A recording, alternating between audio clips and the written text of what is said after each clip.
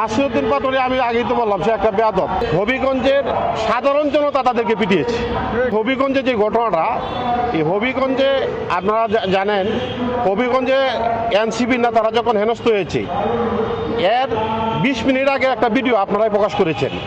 ওইখানে এনসিপি নেতৃবৃন্দের যে কি বক্তব্য দিয়েছে উস্কানিমূলক, এই বক্তব্যের জন্য হবিগঞ্জের সাধারণ জনতা তাদেরকে পিটিয়েছে। এখানে ছাত্র দল, যুব দল কিংবা স্বেচ্ছাসেবক দল কিংবা নবীন দল এরকম কেউই ছিল না। না জার্সি দল, ছাত্র দল লেখা দেখছেন, একটা জার্সি থাকতেই পারে যারা সমর্থন করে, বিএনপিকে সমর্থন করে, ছাত্র দলকে সমর্থন করে, এরকম একটা জার্সি থাকতেই পারে। নাসিরউদ্দিন পাটোয়ারি আমি আগেই তো বললাম সে একটা বেয়াদব।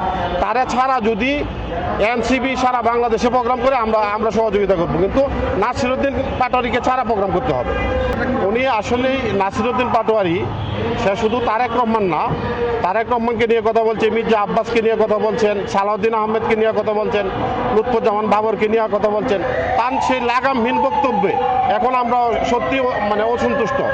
আমাদের শরীরে রক্ত টকবক করে, কিন্তু আমাদের কিছু আমাদের হাইকমান্ডের নির্দেশের কারণে আমরা এটা প্রতিহত করতে পারতেছি না। হাইকমান্ড যদি আমাদেরকে নির্দেশ দেয় তাহলে আমরা নাসিরউদ্দিন পাটোয়ারিকে প্রতিহত করতে সময় লাগবে না।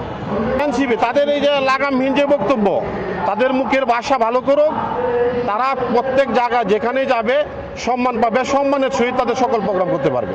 এই বিষয়ে আসলেই তারা গত যে নির্বাচন গেল, এই নির্বাচনে এনসিপি কয়টা আসন পাইছে এটা তো দেখছেন আপনারা। সুতরাং আগামী 20 বছরের ভিতরে যে এনসিপি ক্ষমতা আসবে এই স্বপ্ন যদি দেখে তো দুয়াশার স্বপ্ন হবে না। এদেরকে তো সাধারণ জনগণ, বাংলাদেশের জনগণ ভালো পায় না।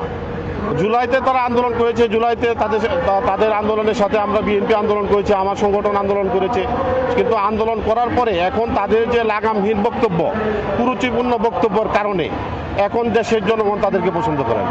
শেষ পরিণতি তো আসলে এটা বলা চলে না। সারা বাংলাদেশে যেখানে যাচ্ছে এনসিপির লোকজনকে সাধারণ জনতা প্রতিহত করতেছে, আর আমরাও প্রতিহত করবো। এরপরে যদি অবিলম্বে যদি তারা এই ধরনের লাগামহীন বক্তব্য বন্ধ না করে তাহলে আমরা প্রতিহত করতে বাধ্য হব।